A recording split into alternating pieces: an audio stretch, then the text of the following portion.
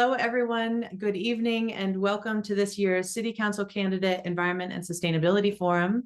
It is a pleasure to gather here with you, City Council candidates, valued community partners, and engaged residents. I am Michelle Stewart, Executive Director of Yampa Valley Sustainability Council, and it is my privilege to moderate this important and timely forum. As many of us know, this is a pivotal time for local on-the-ground leadership that prioritizes and protects not only the well-being and health of all of our community members, but also our irreplaceable natural resources and landscapes that are unique only to the Yampa Valley and core to our economy and our lives. As a high-elevation Western community, the city of Steamboat Springs is on the front lines of impacts due to increasing temperatures, which we experience profoundly as drying in our landscapes. We feel this through earlier spring snowmelt, lower flows in the river, which lead to increasing temperatures and river closures to recreation and fishing, as well as calls on the river that directly impact our agricultural producers and much more. Local leadership plays a key role in building our resilience to these impacts and making decisions today that are course setting for the long-term health and vibrancy of our community and our environment. I want to thank all of you, current council members and candidates, for your willingness to step forward into leadership at this important time. And we look forward to hearing this evening how you plan to lead in relation to the key issues we as environmental leaders and community members identify as salient and timely, and which we are posing to you this evening. The questions posed tonight have been selected from a range of questions that were submitted to the forum by some of our leading environmental organizations and community members. Due to time limitations, we are not able to ask all of the questions that were submitted to us, but we will submit all of the questions that were submitted to us to all candidates and current council members following the forum so that you can really come up to speed on the issues that are most salient to the community today. Before we get going, I'll offer a few general guidelines and note about the agenda. First, please note that this forum is educational and nonpartisan. YVSC does not endorse candidates. We value the opportunity to work with everyone in our community, those spanning different worldviews, political beliefs, and value systems. Of course, we believe preserving and sustaining our natural and built environments while adapting to changes our community inevitably faces in the future are inherently nonpartisan. YVSC does, however, take positions on specific issues, particularly if they are central to our work and our mission. YVSC endorses the ballot initiative to establish the Yampa Valley Regional Transportation Authority, which is ballot question 2D on City of Steamboat Springs ballots. We are allotting 4 minutes at the outset for Friends of the Yampa Valley Regional Transportation Authority Coalition to provide an overview of the RTA and its importance to the long-term resilience of our valley. Luke Phillips will speak on behalf of this coalition. Additionally, Steve Muntean is running unopposed in District 2 and will subsequently be given 4 minutes following Luke's time to talk about his leadership goals relating to environment, sustainability, and climate action in his next term. After these opening speakers, we will turn to candidates in contested council races. This will include those running for the City Council at large, District 1 and District 3 seats. There will be 6 questions posed during this portion of the forum. Each candidate will have about 90 seconds to respond to questions 1 through 4, and 60 seconds to respond to questions 5 and 6. When a candidate begins their response, we will start either a 90 or a 60-second timer that will show on the screen, and at 30 seconds remaining, an audible tone will sound. Candidates, when you hear the tone, please do start wrapping up your points. And I apologize in advance if I have to mute you, but I hope that we don't have to do that. Please keep in mind that the order in which candidates will answer will change from question to question, and we at YVSC have tried very hard to vary the order of responses to increase equity there. We will be monitoring the chat, and we at YVSC will remove any comments we deem inappropriate. We as a community are inclusive and respectful, and we abide by these values and norms today. We are pleased to have Steamboat Radio with us tonight. Thank you, Shannon Lukens, for joining. And it is our understanding that the recording will be reviewed by our other media partners at Steamboat Pilot and Yampa Valley Bugle. This forum is recorded and will be made available to all registered attendees, of which we had 85 as of just before this, and we heard many people are going to watch the recording. It will be accessible via YouTube following the forum. Those that were registered will receive it sooner.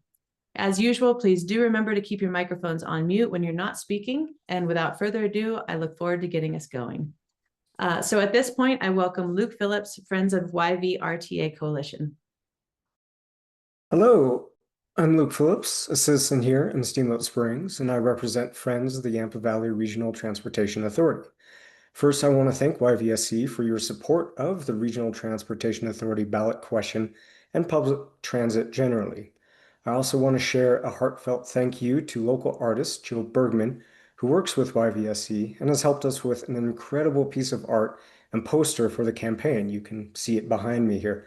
As well, there are hundreds of these scattered about Yampa Valley businesses at the moment. Please go check them out and support Jill. Friends of the Yampa Valley RTA is a grassroots citizen group advocating for transportation options in the Yampa Valley.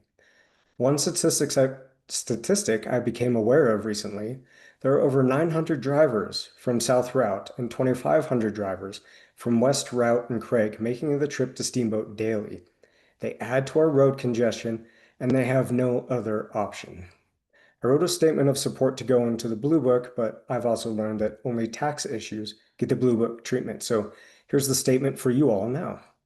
The Yampa Valley Regional Transportation Authority presents a transformative opportunity to address the region's transportation challenges while delivering meaningful benefits to local residents, workers, and the broader community. Across Colorado, RTAs have consistently demonstrated strong economic returns and improved mobility in their communities. By connecting communities from Craig and Hayden to Steamboat Springs, Oak Creek, Yampa, and Routt County, the RTA would help build a more integrated, accessible region. A comprehensive transportation system benefits everyone, easing congestion, helping families reduce transportation costs, offering greater mobility and independence, and enhancing safety for all travelers. Many Colorado mountain communities have already seen the success of RTAs. The Yampa Valley deserves the same opportunity to improve connectivity and strengthen economic vitality. Again, I am, and my friends who are a part of the Friends of RTA, we are not affiliated with any government or business interests. This election, you and I, as citizens, get to choose to take this opportunity to start the formal foundation of the Yampa Valley RTA. If the measure passes, local elected officials, perhaps one or two of the city councilors here tonight, will become members of this RTA board. Upon formation, the board will begin the process of creating the authority, hiring a director, developing the plan to extend transit service. After formation, the RTA becomes immediately eligible for state funds. It can start applying for federal grants and start accepting funding from Ski Corps. You and I as citizens will want to remain engaged. We want to hold the board to a high standard. We want to remain engaged as routes are proposed and future funding options are going to be discussed. Finally, this will accomplish Transportation Recommendation 6 of the Routt County Climate Action Plan. I hope you join me in this engagement and also vote yes on RTA. Thank you. Great. Thank you, Luke. And next we have City Council member Steve Muntean, candidate unopposed for District 2. 4 minutes. Thank you, Michelle. I appreciate the opportunity to be part of the Environmental and Sustainability Forum tonight. When I got on council 2 years ago, I wanted to be the alternate on the Climate Action Plan Collaborative in order to really educate myself on the challenges and the opportunities associated with the environment, sustainability, and climate, and it's been a great learning experience. We continue to implement the Climate Action Plan in Steamboat Springs and Routt County, and some of the biggest areas of focus for me include what Luke just stated, and that is supporting the RTA, which will do a lot of things. It'll lower vehicle miles traveled and emissions. It will increase safety, improve congestion, better parking, and in a very real way, it will reduce transportation costs. You know, the average person who drives 5 days a week from Craig will save about $4,000 a year if they were to take the RTA. Second one that I think is very important is lowering greenhouse gas emissions. One of the ways we're really focused on that is retrofitting our city buildings that are on fossil fuel systems with electrification as these systems wear out. Thirdly, I think educating residential property owners on enhancing home energy efficiency through weatherization, utilizing renewable energy sources, and other areas. The fourth thing I think that's very important is geothermal technology. We've been having some challenges at the base area and the GTC for about 2 years trying to figure out if we could get geothermal to work as a replacement for natural gas snowmelt. And just recently, I was over at the mountain, and they actually dug a 460-foot or drilled a 460-foot borehole. And they're very optimistic that this technology may be able to solve our issues at the Gondola Transit Center, as well as actually handle all the heating and cooling for 26 buildings at the base area. So I'm optimistic that we may have a future solution there. As we continue, as always, to address housing issues and solutions, we need to focus on energy efficient technologies, renewable materials, sustainable design principles, as we create homes that reduce the environmental impact while achieving some economic benefits as well.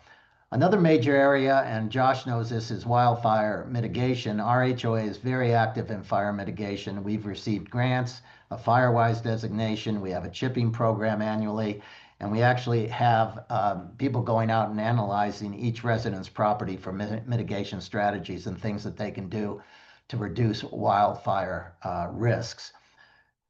There's a lot of other areas, waste, land use, water, but I wanted to end with what I think is an argument that people make that I don't agree with. Certainly not everybody, but even though we're a small town, we may not have a measurable impact on global climate change. But despite that, our actions actually matter. There are many local benefits, reducing energy use, planting trees, supporting sustainable transportation. All these things can lower costs, improve air quality, and make our town more livable. So I think we need to lead by example. Small towns together make up much of the world. If every community were to say we're too small to matter, nothing changes. But we can make a huge collective impact if we work together. So by taking steps today, we're preparing our town for the future, strengthening our community, and setting an example for others. Climate action isn't just a global focus. It's a local opportunity for us in Steamboat too. So thank you for your time. I really appreciate it. Great. Thank you so much, Steve, for joining and for that great overview and for stepping forward into service again. So now we're going to move into our contested seats. We are going to start with self-introductions from each of the candidates. We will begin with at-large candidates, District 1 and then District 3. I will cue you in by order. But each of you will have 30 seconds. Please tell us who you are and why you're interested in running for council. So at-large candidates to start, we'll have Dave Barnes, Loryn Duke, and Joella West. District 1, Gail Garey, Kelly Phillips, and District 3, John Agosta and David Box. So starting us off, Dave Barnes, and we should have the clock starting out. 30 seconds. Who are you and why are you running? Good evening. I'm Dave Barnes, a 25-year Steamboat resident, small business owner, husband, and dad of 3. I've lived the challenges our community continues to face, from housing to childcare to keeping our valley and its natural resources vibrant.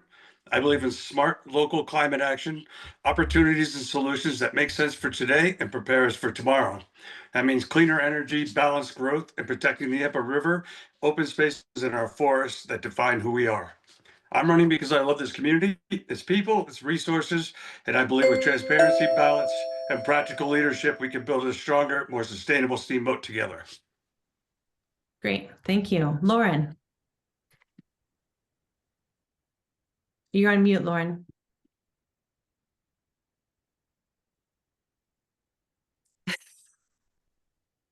There we go. It won't be the first time. Okay. Hi, everyone. I'm Loryn Duke. I'm a mom on a mission to be your at-large representative on City Council. I'm also a problem solver. When my daughter was born, we could not find childcare in this community, so I helped propose and open the childcare center at the ski resort. Also, when I moved here about 20 years ago, there was no development organization for young people, so I helped found the Young Professionals Network. And most recently, I teamed up with a bunch of other women to create the Women's Thrive Conference. The issues impacting our community have solutions, and I'm ready to collaborate with reality. Great. Thank you, Loryn. And Joella West. Well, let's try it with microphone. It's either going to work or not. We can hear you. I'm Joella West. I served on the Steamboat Springs City Council for the past 4 years, and I'm running for election for the at-large seat. There's still important and urgent work to do. Council officially adopted the Climate Action Plan 4 years ago. And moving forward on 40 actionable items has been a council goal ever since. While we've also pursued housing, transportation, fiscal sustainability, and childcare. Experience matters. My record speaks for itself. To go on day one. Thank you. We'll move to District 1, starting with Gail Garey. My name is Gail Garey. I ran 4 years ago because I wanted to ensure that the Climate Action Plan was implemented by the City of Steamboat Springs. Progress has been made, but there's more that we can do to protect our environment. And we also need to address the challenges that are facing our workforce: affordable housing, safe and reliable transportation, and affordable childcare. Over the last 4 years, I have learned how the city operates and how to effectuate change. I'll look at the issues through the lens of a mother, a business person, and as a steward of our natural environment. Thank you. Kelly Phillips.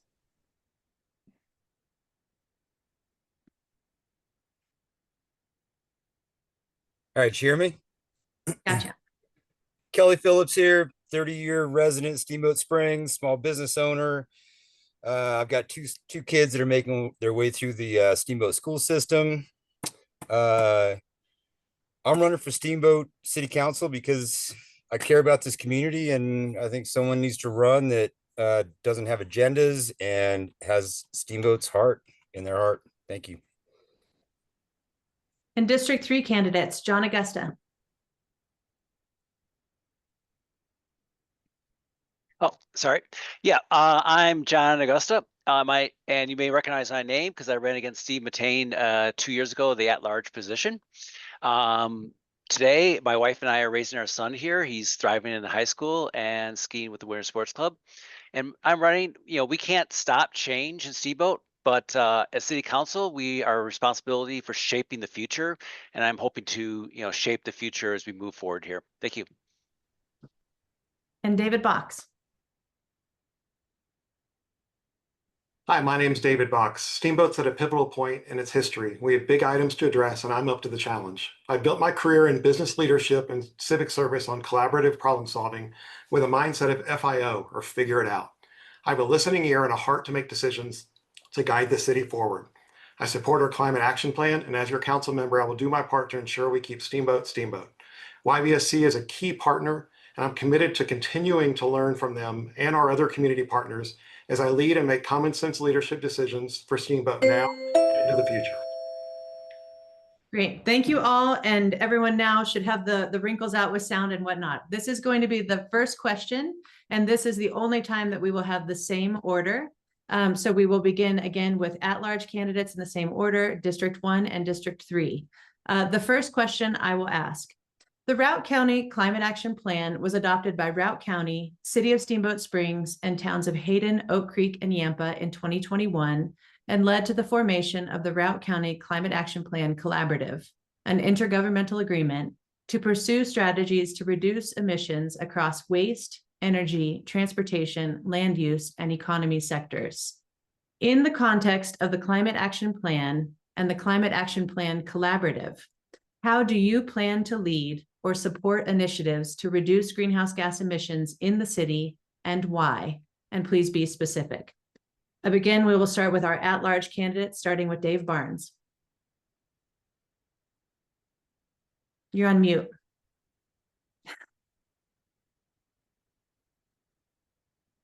The Routt County Climate Action Plan is our community's roadmap to reduce greenhouse gas emissions and strengthen our resilience, not just for the planet, but for the people who live and work here. As you mentioned, it was developed collaboratively, and the plan focuses on those 5 key sectors.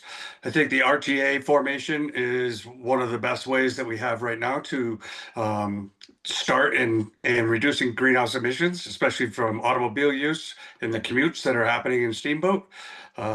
Waste diversion, I think, is a big one. Our construction waste is a huge problem, and somehow figuring out how we can recycle and reuse those components. I know you started with a plastic recycling. How do we strategically locate dumpsters or recycling areas so it makes it convenient for construction to recycle? The goal to cut the emissions 35% by 2030 and 74% by 2050, using strategies like expanding renewable electricity, improving building efficiency, electrifying fleets where practical, reducing landfill waste. These are lofty goals that can be accomplished if done right in the right order and at the correct time. But it's not just about carbon, it's about community action. Every part of the plan depends on local partnerships, cities, counties, and volunteers, people planting trees and working on the river, helping in cleanup. This vision is simple: a resilient Yampa Valley where clean energy, thriving ecosystems, and strong local economies work together to protect what makes Rock County home. Great. Next, we have Loryn Duke.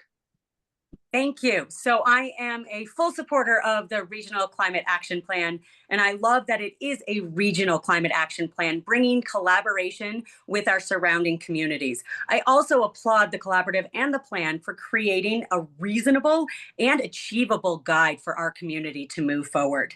I think as a city council member, my role would be to help operationalize the climate action plan. How can the city align building codes with the action plan goals? And how can the city help provide clarity around the goals with renewables and tax credits and the availability of things like geothermal? I love the example of the Yampa Valley Community Foundation building, which is entirely geothermal, and it will pay off in a 5-year total span, which they're already 2 years into it. It just shows that this technology is here, it's in our community, and it is absolutely viable. So how can we continue to move those actions forward for our community to know how to keep following the climate action plan? And next, Joella West. I am not at all sure how to cover 40 actionable items in 90 seconds. And I can't imagine anybody wants to listen to a laundry list. So I'm just going to hit some highlights. As far as energy is concerned, the big issue obviously is the GTC. No matter how transformative it might be, I can't support the proposed design that would require extensive snow melt at the bus drop. Working together with Ski Corp, we must arrive at a compromise that achieves guest safety and environmental sustainability.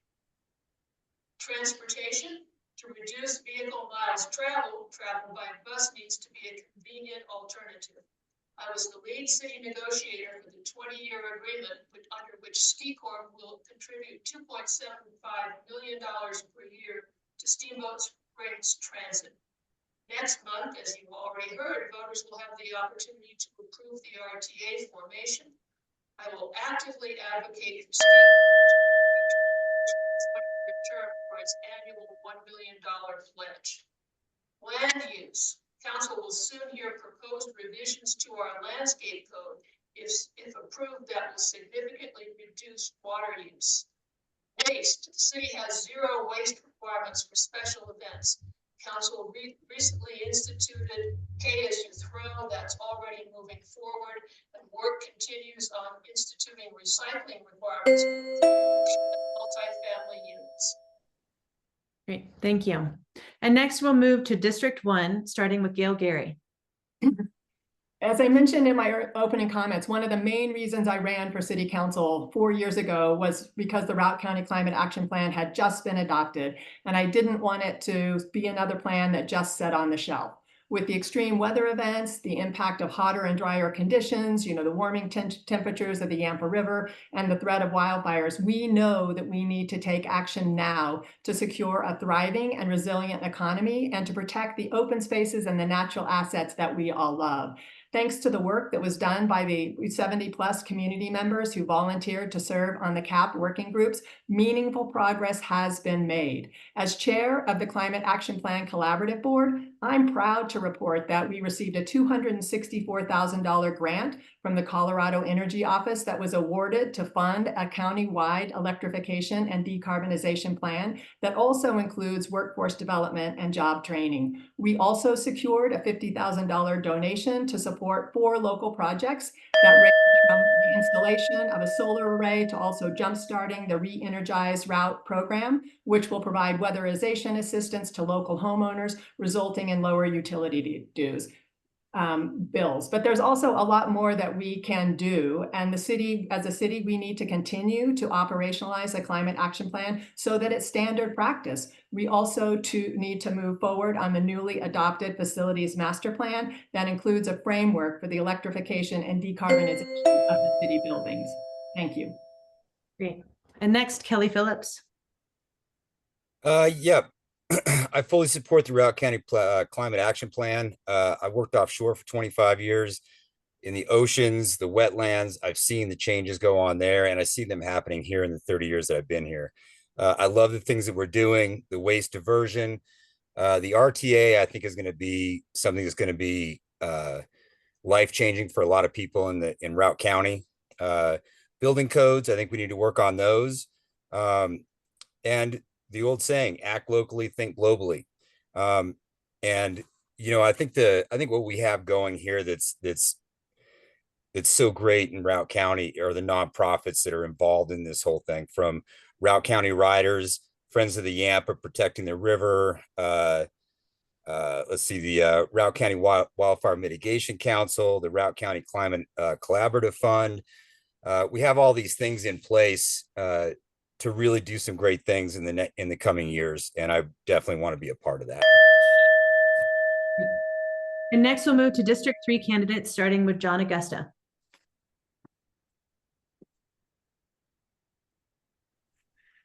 Hello.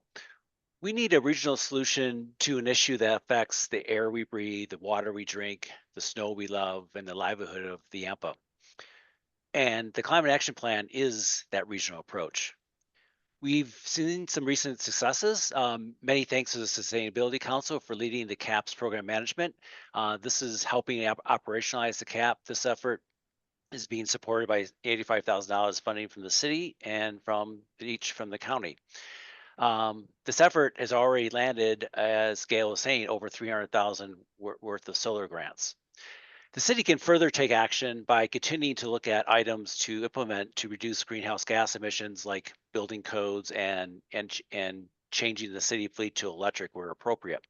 City Council can continue to stay strong in supporting policies like electrification of snowbelt. By disallowing the gas powered snowbelt, we have accelerated the research in geothermal, and if Alterra is successful in geothermal, this could really change the ski industries and their economics on how they spend energy bills. In summary, I support the collaborative groups in taking proactive steps so we can preserve this great valley for our children and our grandchildren. Thank you. Great. And David Box. Science tells us that 2024 was the hottest year on record globally and the first year to surpass the long period 1.5 degrees Celsius global average increase in temperatures. This is from the Council's annual report. But the Council's annual report also stated, don't let this cause despair, but let it spark action, which is a great comment. As a member of your city council, I will spark action. I'm committed to working with and for the recommendations in the CAP. While definitely not an expert in climate research, I believe in science, and we have those experts to go touch and learn from. Channel 7 meteorologist, former Mike Nelson, used to track the changing climate and report on the numbers every night that he reported on the weather. I'm for expanding this in our community, making it a part of what we do at the city level. We have so much data at the city level and so many of our nonprofits. Let's pull all this together into a single dashboard, trend it, so we can see how we are doing above those requirements of the 2030 and the 2050 state level items. I attended the recent ribbon cutting of the CMC Climate Monitoring Station. Why? Because I wanted to learn more about it. And that's what I commit to doing as your city council member, learning more, driving change. We've all mentioned the RTA. The RTA, to be successful, has to have the connectivity at the city level. I'm committed to making sure we use our city buses to connect people. So the RTA is a success, and look forward to talking about more. Great. And Drew Peternell, you have the next question. Thank you all for staying within the time limits. Greatly appreciated. Thank you, Michelle. Thank you, candidates, for being here. My name is Drew Peternell, and I am a resident of of Steamboat Springs, and also the director for the state of Colorado for an organization called Trout Unlimited. TU works to conserve and protect rivers. And the Yampa River here in Steamboat Springs is a foundation of our community. I would like to know from all of you what threats you see to the Yampa River and what the city council, the city can do to address those threats. And I think this question goes first to Kelly.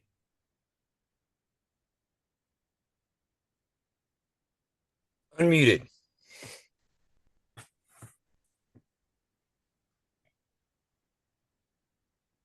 Yeah. I'm here.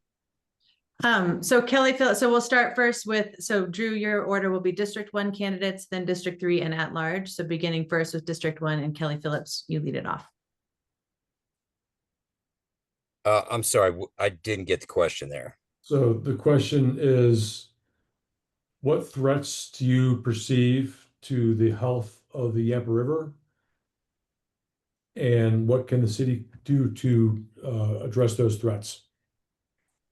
Yeah, I think a lot of the stormwater drains coming into the river. I also think the reforestation and being real conscious on what we build next to the rivers and how we affect the habitat that cools the rivers, keeps the wildlife that's around the rivers, that keeps the whole habitat running. I think it's probably the main thing.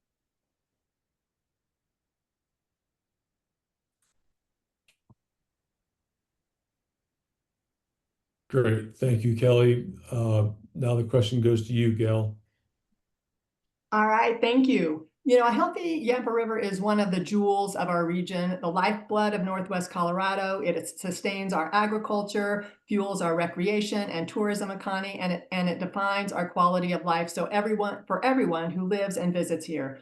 But we know that our rivers are under stress. We're seeing higher temperatures. We're seeing earlier snowmelt, greater water consumption, pollution, habitat loss, and invasive species. To protect the river, we first need to understand these threats, and then we need to take action together. And we all have a role to play. The city can continue to lead by example through efforts like the Yampa River Health Assessment, implementing the Water Conservation Plan and the Stream Flow Management Plan, which guide how we balance water use with ecosystem health. We can also strengthen our partnerships with the state and federal agencies, as well as local nonprofits on projects that make a difference, like the Yampa River Forest Reforestation Project, one of the projects of YVSC, Colorado Forest Service, and the city of Steamboat Springs, which has literally planted more than tens of thousands of trees along the Yampa River to keep it cool.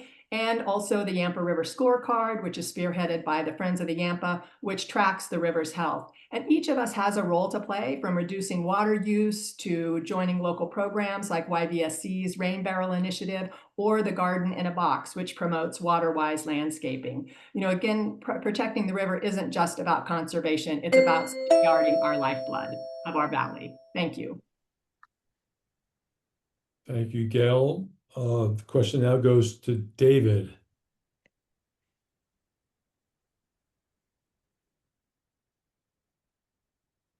Sorry, Drew, is that David or Dave?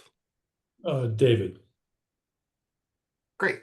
So as mentioned, the Yampa is the lifeblood of our community, but I also think hundreds of miles downstream where it impacts so many other communities, it's our responsibility to manage, preserve, and more. For the first time a few weeks ago, I participated in the Sustainability Council's Retree event. It was incredible to make an impact by planting over 150 trees with a group of our community. And those trees will eventually add shade and stability, but also feed the fish of the river that when the leaves fall, it attracts the insects. The circle of life is real. The mighty Yampa is a key river basin to the country. It's our responsibility. When I think of distinct code items in your question, or distinct items we can make as a policy decision, a few things come to mind. One is I serve on the Planning Commission. One of the items we're looking at is river setbacks, to make those in code and make smart river setbacks that we don't have to make. We need to change what we have so when things new get built, our river can be sustained. Second is working with our lodging association and more as our visitors come to town, and make sure they understand the importance of doing the right thing with our water, with our river, and the little things that matter. Don't trash the river. Thank you, David. John Agosta, the question is to you now. Yeah. The Yampa River's average annual flow has been declining due to reduced snowpack, early snowmelt, and prolonged dry periods. We need a change to help protect the Yampa. The best levels of influencing change do begin with educational programs that lead to strong advocacy efforts that pressure governments to protect the health of our waters. On the local policy level, we continue to develop new construction within our floodplains and wetlands. We need to strengthen our zoning to keep new construction out of the floodplains and maintain the healthy riparian buffers that protect the water quality and our habitat. The city needs to also weigh in on upstream projects that will impact the watershed, like the Discovery's stagecoach developments. On city-owned lands, we can lead restoration projects like stabilizing and eroding banks and restoring native vegetation. And we are actually have some of those projects underway today, which is great. And we also partnering with advocacy groups like Friends of the Yampa and helping prioritize the healthy river projects. So in summary, maintaining the health of the Yampa is a multimodal approach, updating the development codes, education, stewardships, partnerships, and advocacy at all levels. Thank you. Thank you, John. Joella, the question is to you, and I'll repeat the question just to refresh everybody. The Yampa River, it's important to our community.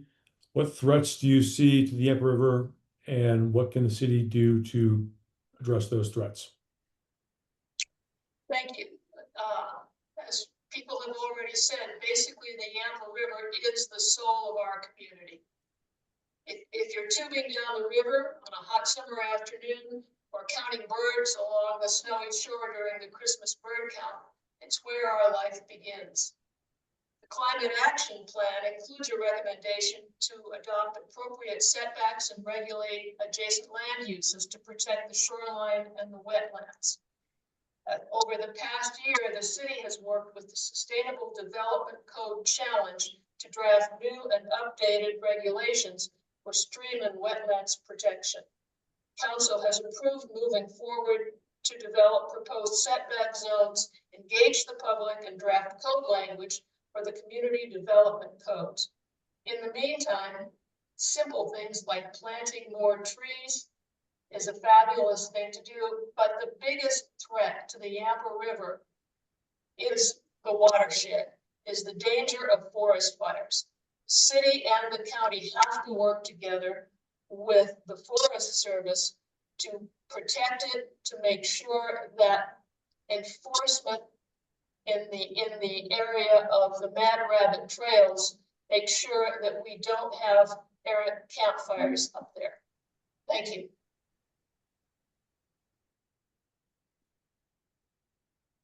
Thank you, Joella. Is Robbie here? Robbie is not attending tonight. All right. So the question goes then to Loryn. All righty. Thank you, Drew. Duke is my last name. Steamboat isn't Steamboat without our river, and therefore the health is vital to our community and our future success. And as was already noted, our rivers are stressed. We can't just talk about preserving the river, we actually have to take some action. So how can City Council create policies that back up the work of the organizations in town doing the work, like Friends of the Yampa? I was really energized to hear about the city's opportunity to strengthen the codes to protect our watershed with the concept of buffer zones and how that impacts development. And I think that that's a really great step forward because we know the importance of protecting these riparian areas.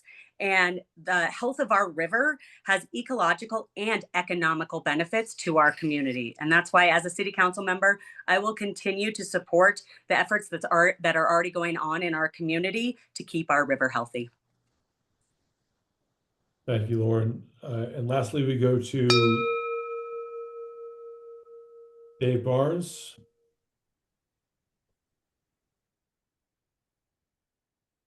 When we talk about the climate action plan, protecting the Yampa River is one of the most tangible ways we can see climate action at work right here in Rock County. The Yampa is strategic to our valley and for the especially the over 50 raft surfing club during Riverfest days.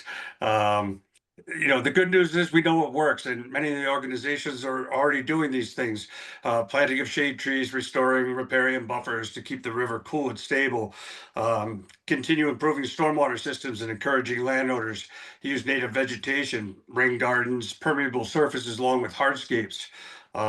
Continue monitoring the flows and temperatures so we can adapt in real time and not after the fact. Helping farmers to get healthier fertilizers and traction material runoff and keeping wetlands and floodplains intact. The threats that I see are obviously lower snowmelts, lower snowfall and snowmelt. Tourism and the balance of river use is a big one. Wildfire is another one we haven't talked about, which could be very damaging to the river. And I'm sure we'll address that coming in after. Cutting down on wastewater and treatment and overall conservation, and working with the community and the community leaders and nonprofits to make sure these things get implemented. But most of all, it's a community engagement, especially with the river. And Friends of the Yampa does an amazing job in their fundraising and their efforts to help the Yampa. Thank all of you for your answers. Thank you.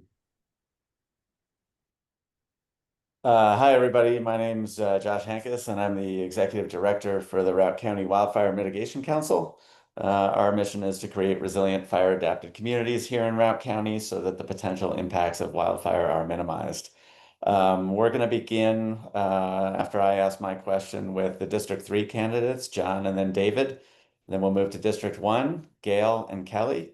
And then at large, Joella, Dave, and Loryn wrapping it up for us. So my question is, will you briefly share your understanding of the threat that wildfire presents to our communities? And what more can the city of Steamboat Springs do to minimize our vulnerability while maintaining healthy forested and riparian buffers within our wildland-urban interface? So again, first response is going to come from John Agosta. Yep, thank you. So a recently completed study by the Wildfire Research Center showed that 65% of the homes in 3 representative Rock County neighborhoods are considered high risk for wildfire. And one of those areas is including Steamboat 2. The county has recently updated the wildfire mitigation plans, and all firefighters are trained for wildfire response. So already ongoing, the city and county are aggressively educating residents and identifying and mitigating fire risks. So that is a great first step, and it's led by education. For wildfire policy, I would support wildfire pre-platting in our building code changes for new developments. This is a way to get a step ahead before we proactively before we start any development of new communities, especially as we're talking about Brown Ranch and building a community up there, making sure that we're taking wildfire mitigation in the upfront. While we're aggressively educating communities on mitigation, we do not have a wildfire evacuation plan separate from mitigation. There's evacuation. I've addressed this with City Council in the past regarding because it's important for city safety.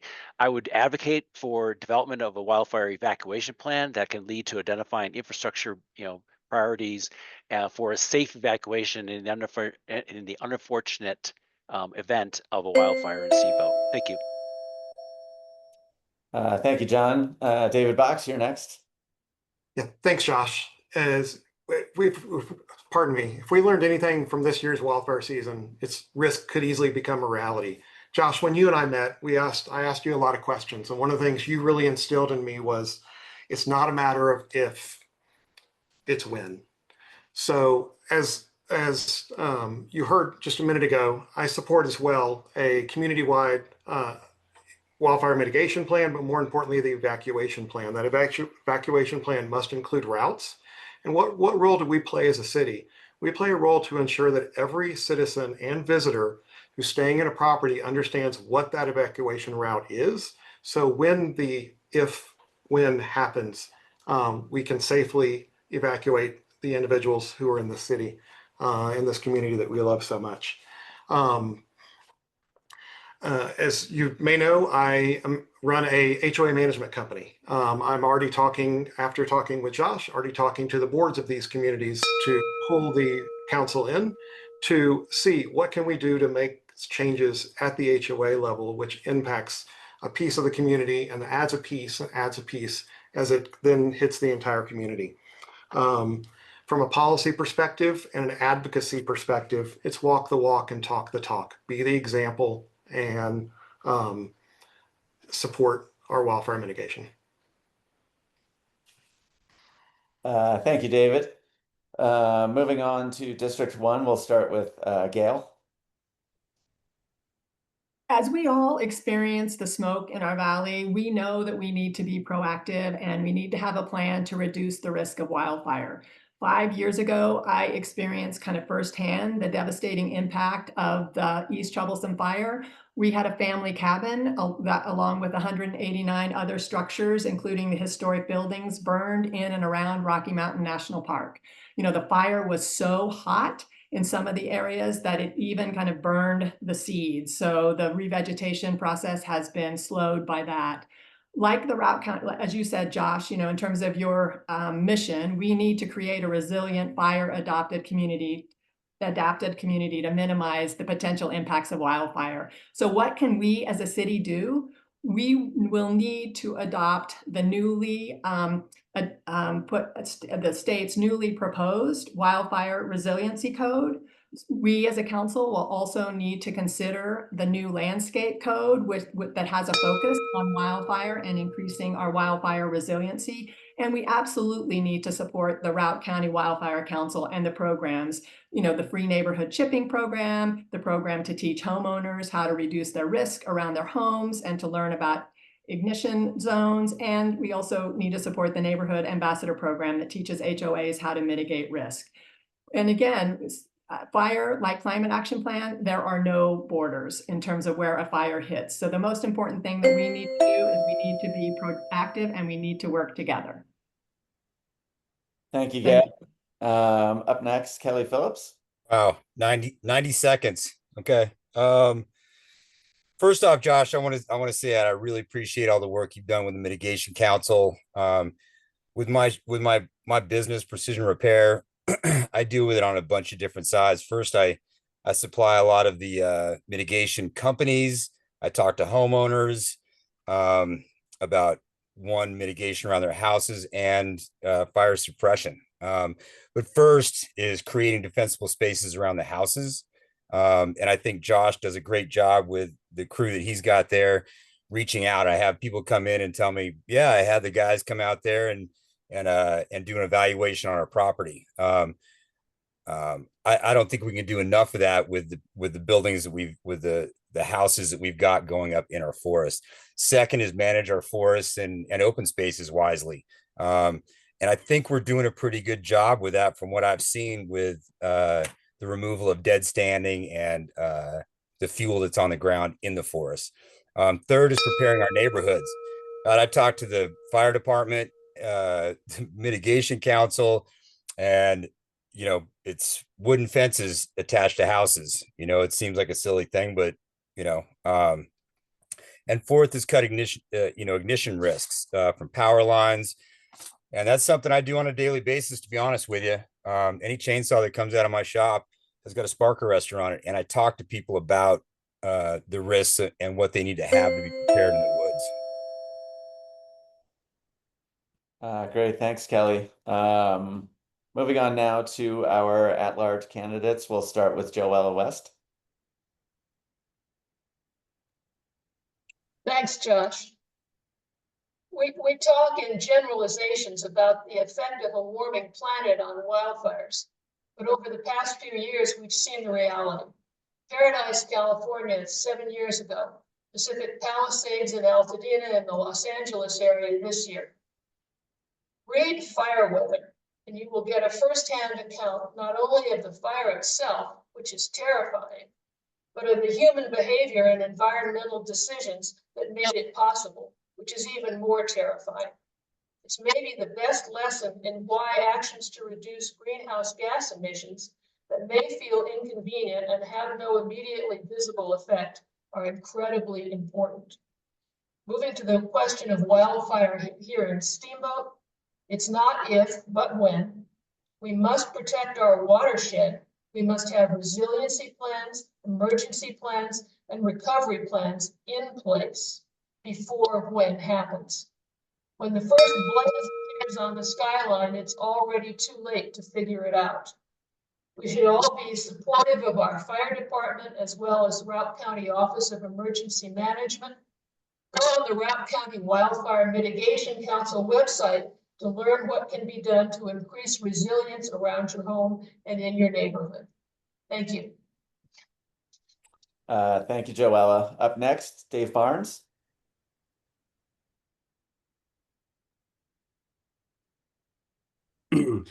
Yeah, seeing the fire just south of Yampa this summer was certainly eye-opening. Being able to see the flames lapping up the hillside from the road. Knowing what our forests look like, the hotter summers and the drier fuels, the beetle kill still standing, the beetle kill that's on the ground. Routt County Climate Action Plan lays out clear steps we could take right now to reduce some of those risks, and every one of them starts locally. First thing, I support a notification and evacuation plan for residents, tourists, and especially our animals. First we can create defensible space around our homes, clear flammable brush and materials, adopting some of the new building codes that are coming out with landscaping, addressing landscaping and combustibles near the house. Second, manage our forests and open spaces, supporting thinning projects, prescribed burns. They've done a lot of work on the house and hill, using helicopters and taking out deadfall. Ski Corps is an obvious partner as they control a large border with the city and have a lot of resources as well.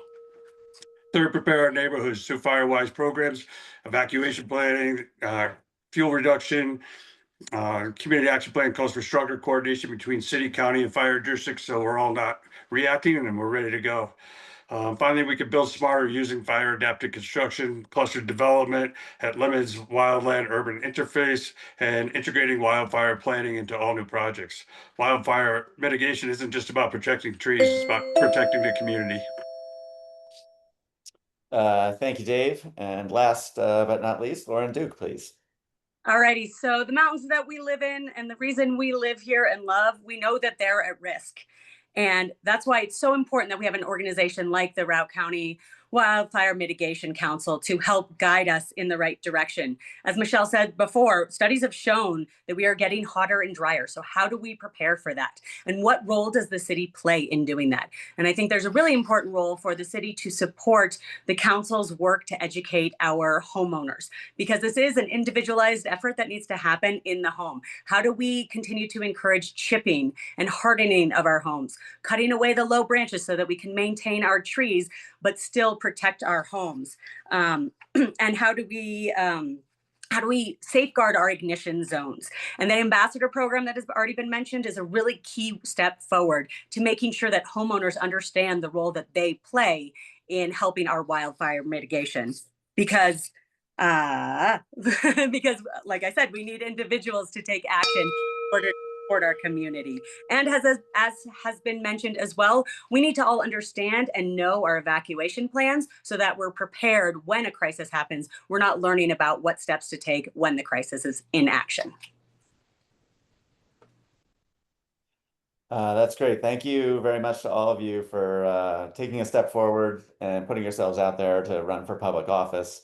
I applaud your willingness to lead us through some of these challenges that we face. So thanks for your time tonight. Thanks, Josh. Hey, I'm Matt Kirker. I am the Policy Director at the Yampa Valley Sustainability Council. We're going to, again, mix up the order as a matter of fairness. We're going to begin with at-large candidates. We'll begin with Loryn Duke, then followed by Joella West, and then Dave Barnes. Then we'll move to District 3, David Box, followed by John Agosta. And then we'll finish with District 1, Kelly Phillips, followed by Gail Garey. So here's my question. Housing, and specifically workforce housing, are known issues in our community. And at the same time, new construction and development can lead communities to divert from plans to reduce greenhouse gas emissions. How do you envision balancing growth and development with protecting natural resources, access to open space, and our commitment to fulfilling the Routt County Climate Action Plan? Again, this will be a 90-second question, and we will start with Loryn Duke. This is a great question because this is how I talk about the issues in our community are all interconnected. So when we want to solve for housing problems, we have to also take into consideration the impacts on our climate and our sustainability plans. And this is why it's so important. And I love that we have a regional climate action plan to help move us forward in the right direction. And then the city's role of creating codes that support that climate action plan. It's the reason that we have 6% greening of the grid already, and that we can achieve our goals by 2030 and 2050. And so we need to take into consideration when we build, especially workforce housing, how do we ensure that those buildings are also sustainable for the homeowners so they're not spending their income on less energy efficient windows and roofs and walls, so that it really truly is keeping the cost effective for our workforce housing. There's a lot of examples out there from our neighboring communities, as well as the work being done in our own community that we can leverage to make sure that we are combining our efforts on climate action plan with our efforts to grow our community responsibly.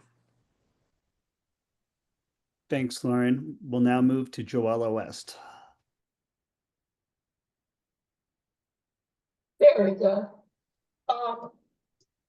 It's a dilemma, and I've been talking about that lately, between the overwhelming need for affordable housing and yet the continued building of large homes that are occupied, let's just say occasionally. We can control through our codes and through the city's use of the STR funds, the sustainability of the affordable housing as we're able to fund it. What we do about the larger homes that proliferate is a different question. It's a question for planning. It's a question for council. Are we willing to reduce lot sizes? What can we do with the new landscaping code that will reduce the use of water resources in those locations? Thank you. Thanks, Joella. Dave Barnes. This is a tough question. Affordability and sustainability can sometimes be at odds. I don't think they necessarily have to be, depending on how the developments are done and the resources that we can put forward. I put together my vision of what I think a Brown Ranch development would look like, with clustered developments of row homes, townhomes. If anybody's looked at Miller Ranch down in Edwards, it's a great example of a community that's been around for 25 years that's done just that. I think you have, the ability out at Brown Ranch with the, less amount of snowfall to have more consideration for solar, geothermal. And my vision of Brown Ranch and putting in a commercial grocery store to be able to have the amount of excess heat that is made by all of the refrigeration in the grocery store could be captured and used as geothermal to heat the houses that would be built out there. I feel like having the RTA hub out there in the same development with the grocery store and Brown Ranch would offer another piece of the climate action plan. Just having a grocery store on the west end of the town would eliminate 200,000 to 300,000 trips through town to come to our grocery store at Central Park Plaza. So I think it's all intertwined, and it all makes sense to be able to look at the whole picture together. Thank you, Dave. So now we'll move to District 3, and we'll begin with David Box. Yeah, thank you for the question. Housing definitely does not have to be counter to managing our climate. As I've been lucky enough to travel different parts of our country and the world, this is definitely true in parts of Europe, in other parts of our country, in parts of our country, where they work in harmony. I've also had the privilege of attending multiple American Planning Association conferences where the focus is on how do we ensure, where some focus has been, how do we ensure affordability, but also ensure we have the right code to push the right items within our development. I support providing that training to our development community and to our city staff so they can support our development community as we seek to work towards this. I believe we also can work with our housing authority as they have links to the Urban Land Institute as well, which definitely pushes and has the expertise across the world to make sure these aren't in conflict, but they're in harmony together. Thank you, David. John Agosta. Thank you. So a common theme I'd say other people have heard me say in the past, say I love Steamboat, but change is happening. Home prices are through the roof. Workers can't find a place to live. Businesses, they can't grow. Housing is our biggest challenge. Brown Ranch is if planned well, can be part of the solution. It's not just about Brown Ranch, though. It's about creating a connected, mixed-use community that incorporates all of West Steamboat. The key there word is connected and a community. So when we build anywhere, any new development, we need to make sure that we have the mass transit and the transportation systems in place. We need to have the core trail in place. We need to have safe passages and safe transportation. Those are all key, and they all come together. And so in terms of limiting greenhouse gases, you know, one way is basically get out of the cars, and having safe passages and core trails and mass transit is the way of doing that. We also need research into geothermal opportunities. And so we've had, we're doing some great research already in a couple of different projects. And geothermal, we should be doing that for the next, any new development. We should be looking at geothermal opportunities. Thank you. Thanks, John. So we'll conclude with this question with District 1, and we'll begin with Kelly Phillips. Hey guys, great question. And I don't know if I can get this out in 90 seconds. Yeah, there's a lot of different parts to that, right?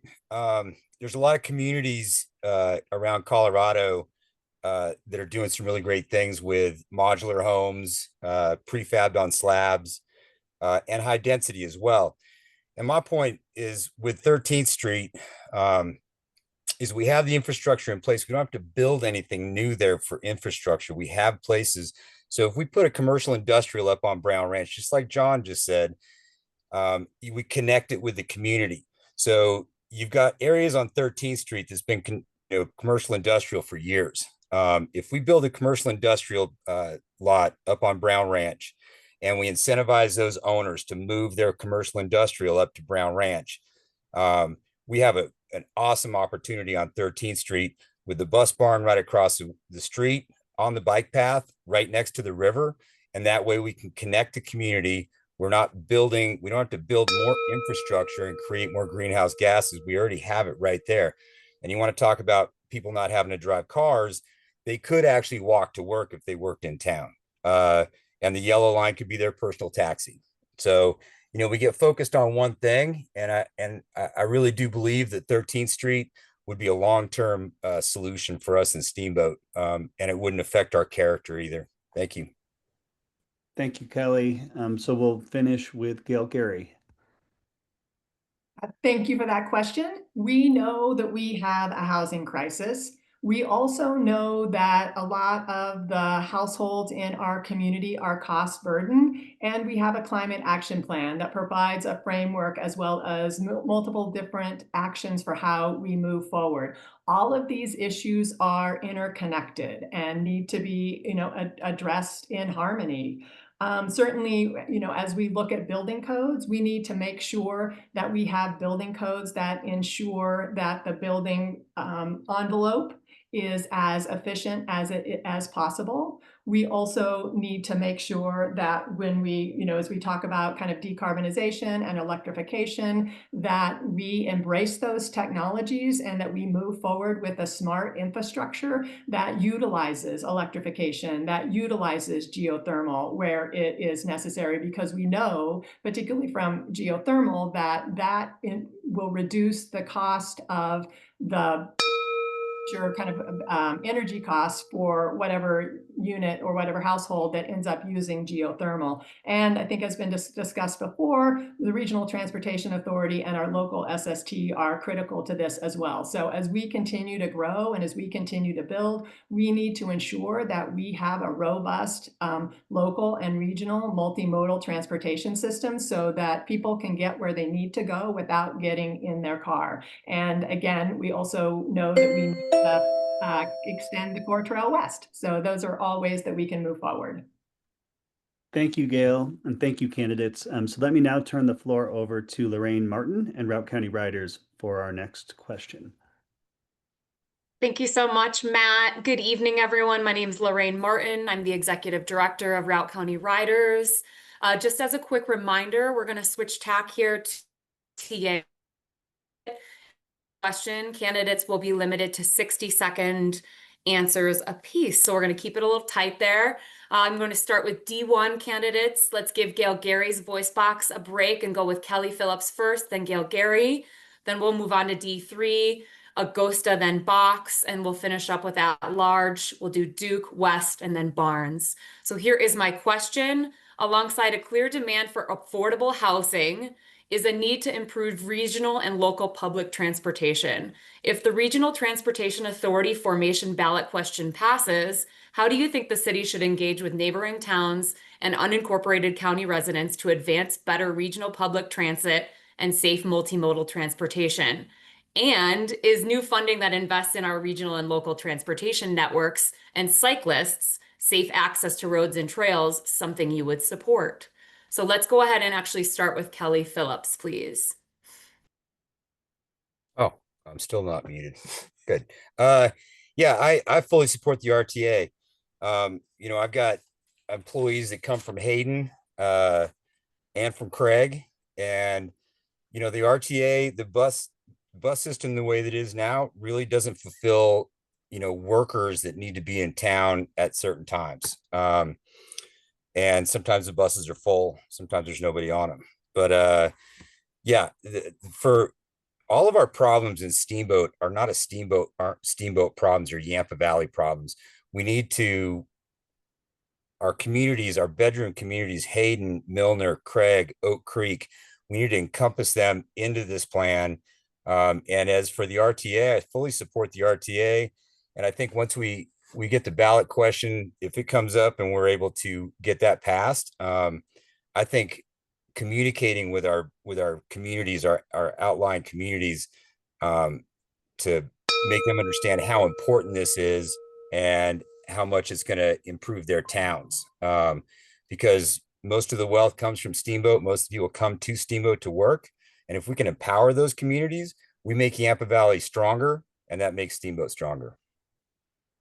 Thanks so much, Kelly. Gail Garey? All right, thanks, Lorraine. As Luke mentioned in his comments, we know that around 3,500 workers commute into Steamboat daily. And we know, that Highway 40 isn't safe. And based on the recent greenhouse gas emission inventory, the transportation sector was the second largest source of emissions at 37% of the total, which was an increase of 30% since the 2018 greenhouse gas inventory. And these really increases highlight the importance of supporting the formation of the Regional Transportation Authority. And the RTA is significant because it is a regional collaboration between Routt County, Hayden, Oak Creek, Steamboat, Yampa, and Craig. And it's the opportunity to improve our transportation network and to connect our communities by providing a valley-wide, year-round transit system. And it can absolutely reduce emissions, it can reduce traffic congestion, and it'll make our roads safer by enhancing pedestrian as well as wildlife crossings. And certainly part of a robust multimodal transportation system is ensuring that any of our residents have the ability to get around our community either on bike or by walking in a safe manner as well. So that's absolutely kind of part of, as we move forward with a robust multimodal transportation system, we need to think about that aspect as well, in terms of making sure that what we have bike lanes and sidewalks, and again, making it safe and for all of us to travel around. Thank you. Thanks so much, Gail. And thanks, YVSC. We're clarifying that we are allowing candidates 90 seconds for this response. So let's move on to D3. Let's please start with John Agosta. John? Thank you. I need 5 minutes to answer your question. 60% of workers commute into Steamboat. We have limited housing options, pushing workers further away from where they work. Development of housing far from Steamboat puts more commuters on Highway 40. So the need for safer travel options connecting communities from Craig to Hayden to Steamboat Springs, Oak Creek, Yampa, Route County. And RTA would help build that integrated, accessible region and community and travel, safe travel. I always use Crescent Butte as an example. Their RTA, they have a Western University's in Gunnison. There's a bus that runs every 30 minutes from Gunnison all the way to the ski area in Crescent Butte every half hour. Now that's mass transit, and that's mass transit people will use. So Lorraine, I'm going to answer your question more towards about our kids, and that's about not only are we talking about commuters, but it aids in solving mobility options for our children in the Valley. A well-connected transportation system allows kids independence. It gains access to Boys and Girls Clubs, the bikes programs, the cycle effects, after-school programs, the free ski Sundays. So for all these reasons, I strongly support the formation of the RTA and where it does not only for our commuters, but also for our kids. Thank you. Thanks so much, John. All right, David Box, please. Hi, Lorraine, and thank you for the question, and congratulations on the next step in your career. Thanks for all the work you've done with RCR.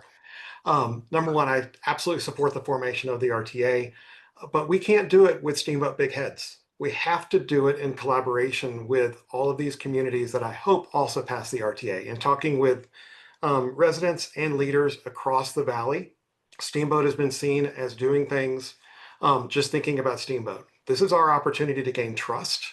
And take a humble approach. And remember those numbers that Luke started out this whole conversation today with is 2,500 people drive in from the west and 900 from the south. We need to get the opportunities for them to, if they want to come to Steamboat, utilize the RTA. I believe also, but multimodal transportation. And those, if it's buses that we'll be using, which it most likely will be on stage one, we provide opportunities for bike racks and so many more on these buses. So when they get here, they don't have to wait for a bus. They can go get on their bike and utilize that transportation. So much more I could talk about there. But then on your second point, absolutely support our local roads and infrastructure, finding ways to provide safe passage for our bikers. I'm a runner, so also for our runners and our walkers too. Great. Thank you so much, David. And now we'll move on to our at-large candidates. Let's start with Loryn Duke, please. All righty, everyone. I am an avid supporter of the Regional Transit Authority. I think it is a great foundation for our community to move forward in creating multimodal opportunities. As you've heard many of us mention, we have a challenge right now because of our affordable housing issue. Many of our workers are either having to or choosing to live outside of our city limits, and that makes transportation another issue. Transportation is not a solve for affordable housing, but for right now, this is a great way to accommodate our workers who need to be transported into town with this Regional Transit Authority. The Regional Transit Authority creates safer, more reliable, more efficient bus transportation for our outlying community workers. And I'm really encouraged by the fact that there is support from the other municipalities that are involved. This really is a regional transit authority for all of those different communities to put it on the ballot. Now let's hope that we all decide to vote for the formation, because we know that Highway 40 was never designed to be a commuting route. So we need to take action in order to preserve that route and still provide the members.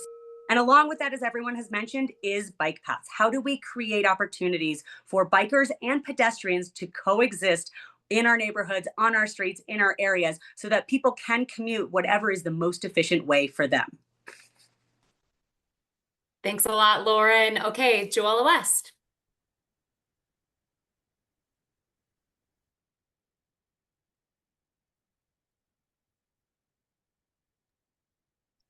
That works better. We will never be able to house all of our Steamboat workforce in Steamboat. The idea of a commute from the west, the idea of a commute from the south is a permanent fact of life here. At this time, traffic on US 40 is just getting worse and worse. Worse and worse doesn't just mean slow and inconvenient. It means more and more environmentally damaging and more dangerous. We can't legislate people out of their cars, and we can't house them all within walking or biking distance of their places of work. So the Yampa Valley RTA offers a chance to make a measurable reduction in vehicle miles traveled. However, if you are riding the RTA to Steamboat, we also have to solve for the problem of how do you get where you want to go when you get off the RTA bus? We need better and more efficient local bus service.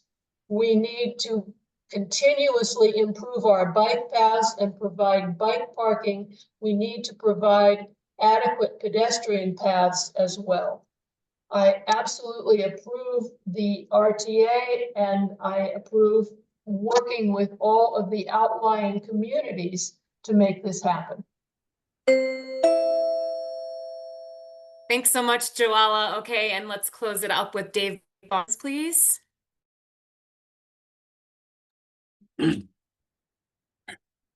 I totally support RCR and all of its efforts on road and off road. The advent of e-bikes that has graciously taken away my chauffeur title. And, thanks to all RCR members. I fully support the RTA. If approved, the RTA will allow us to explore and enable more connected transit options, more frequent round trip buses on Highway 40, new routes to previously underserved, maybe Oak Creek and Stagecoach, the possibility of mountain rail commuter line from Craig. And I can imagine having someone else do the driving or sitting on the train and enjoying that commute back rather than being white knuckled in the whiteouts. This fits perfectly for my Brown Ranch vision. There would be an RTA hub and a commercial center, grocery store in Brown Ranch with a park and ride. SST would expand its service to Steamboat 2, would stop at the Brown Ranch RTA transit hub. By supporting the RTA, we're laying the groundwork for smarter transportation, single fewer car occupancies, better access for workers. Look at all the new building that's going on in Hayden and sure to be coming into Craig. The RTA is just a natural fit to help address these people that are going to be living there. So I fully believe that in my lifetime, we will see workers commuting from Steamboat to the west. And so I think the RTA is going to be more than just a one-way feature coming in the future. So when you go to the ballot, this is a no-brainer. We must start to seriously explore the RTA and its formation. Thanks so much, Dave. And thank you to all candidates for your love for our community and best of luck with your campaigns. I'm going to pass the mic to Kristen Jesperson, please. Hi, everyone. My name is Kristen Jesperson. I'm the Executive Director of Yampa. Thank you for being here today and for answering some of these challenging questions. Yampa's mission is to inspire environmental stewardship through education. And we do that by providing programming that connects people to nature and teaches them about how the environment functions and gets them to spend time outside safely while also respecting our natural resources, which leads me to our question. I will be asking questions of District 3, then at large, and then District 1 candidates. And for this round, it's the last round, so it's going to be 60 seconds per candidate. And the question is, recreation-based tourism is a pillar of the local economy. But with high volumes of recreation comes significant impacts to our natural environment, including diminished trail conditions, increased trash, threats to river health, wildfire risk, and wildlife encounters. How, if at all, do you think the city and city council should reduce or mitigate these impacts, especially in light of reduced federal capacity? And the first person that will go to is David Box. Thanks for ending with a really hard one too. So when I first visited Steamboat, one of the first things we did was a uranium mine trail snowshoe with the Yampa. So thank you for that. And what that is a great example of is teaching those who visit about our community and about the uniqueness of what we live in here. I think that is a key part of what we do. And to go back to your question, is a key item that we can provide those who come to visit to participate in recreation-based tourism. We're not going to hit everybody, but we can hit a little bit and a little bit and a little bit, just like we've talked about. A little bit adds up to a lot over time.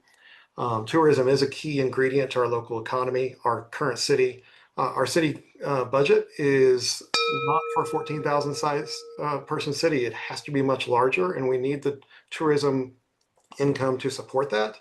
But we have to do it in a way that allows our community to stay a community. Great, thank you so much. The next candidate to answer is John Agosta. Thank you. Great question, because I get this question actually quite a bit. Steamboat is too crowded with tourists. We need to stop promoting tourism. The reality is we've always been a tourist. Well, past 125 years, we've been a tourist town. We've also, past 25 years, we've been a small business town. And so that diversity, that small business with that tourism is what makes Steamboat, is they're tied together. We need to remember that many visitors are coming from less fragile environments, and the successful visit for them may be viewing of a single moose. What we may think of as obvious sustainable behaviors is not the case of our visitors. So the positive things that we're doing is the Yampa education programs. I believe those are critical. We need to continue those and expand those, and educate our visitors. The challenge is we do have local residents whose voices get drowned out by our need for visitor dollars. So shoring up our small businesses by providing housing and housing for workers, married with the improved transportation alternatives, those two can together help us provide relief valves that we need in this fragile environment. Thank you. Thank you. Next, we'll move to our at-large candidates. David Barnes.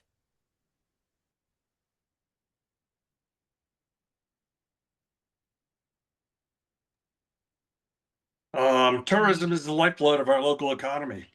It keeps our restaurants, lodges, outfitters, and shops alive, but it also creates one of the biggest climate challenges. Routt County Climate Action Plan recognizes that visitors account for a large share of the emissions through travel, lodging, energy use, waste generation. So the plan doesn't aim to shrink tourism, it aims to make it a smarter and more sustainable. That means continuing to partner with Ski Corps and improving public transit, including getting the Gondola Transit Center going, making it so that people can get around, tourists and visitors can get around without renting a car. It means supporting energy efficient lodging, waste reduction programs, and local food sourcing. It means using tourism to educate, helping guests understand the fragile environment they come here to enjoy, and all the strides we've made to make it sustainable. In my view, this ties directly to the larger vision for Steamboat, a community that grows with balance, where visitors can experience Yampa Valley's beauty while we protect the very resources that make it special. If we get this right, tourism doesn't have to be the problem. It can be part of the climate solution. Thank you. Next up, Joella West.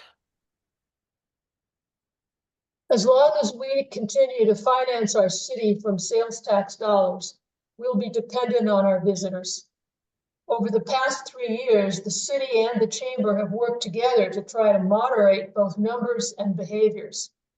Do Steamboat Right has been effective in a number of ways, especially environmental awareness.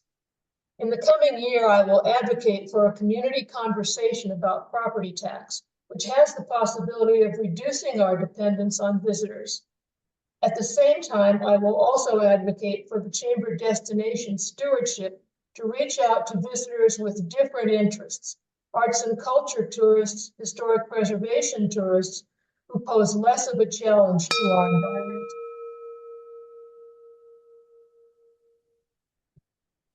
Great, thank you. Next up, Loryn Duke. As has been mentioned, as a sales tax-based economy, we do depend on tourists to thrive. So what can we do as a city to mitigate visitor impact so that it is the least destructive to our environment? And I think that we as a city can collaborate with organizations already doing the work. The Chamber, as Joella just mentioned, and their destination stewardship model and helping make sure that our visitors understand the impacts of visiting our community and how we like to treat our environment and our outdoor playground. How can we also work with the ski resort because they have access to reach the most visitors coming here, and how can we leverage them to use them as an educational tool to get our messages out? Because everyone has a role to play in this, in ensuring that our favorite places remain our favorite places. And the city is limited in what they can do policy-wise, but we can partner and support organizations that are already doing the work in our community, like Yampa, and really starting by educating our children young about the importance of protecting our environment. Thank you. Finally, we will move to our District 1 candidates, and Kelly Phillips, you're up. I get to go first again. Good. You know what? I think we have some great nonprofits in town that do a lot of good work. And I know that I spend as much time down as a C-hole and D-hole with my kids as anybody.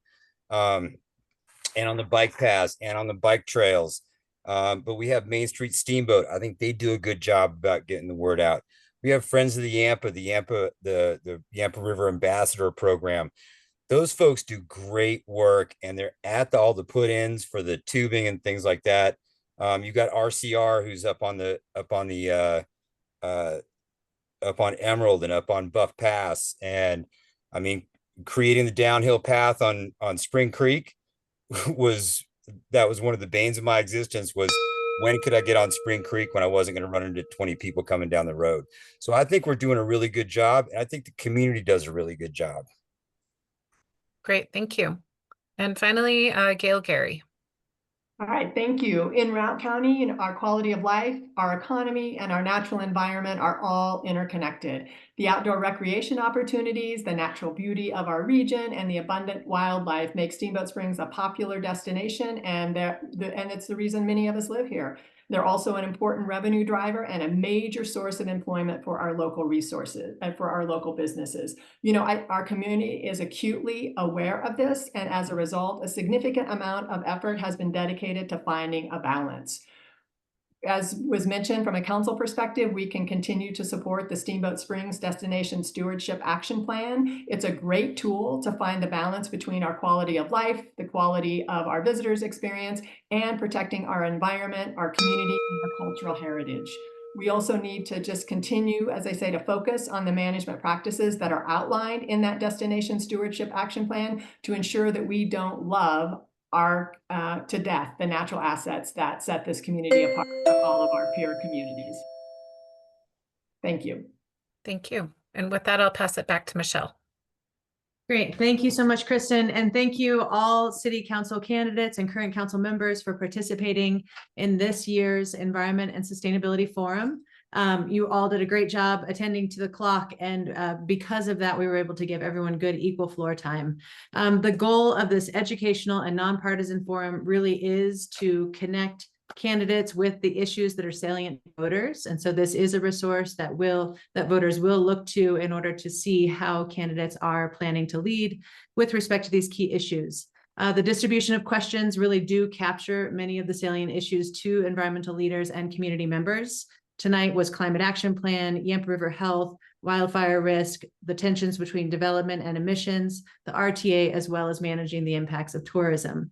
So this is again a sampling. YVSC will compile all of the questions that we received from environmental organizations and community members and send them along to all candidates.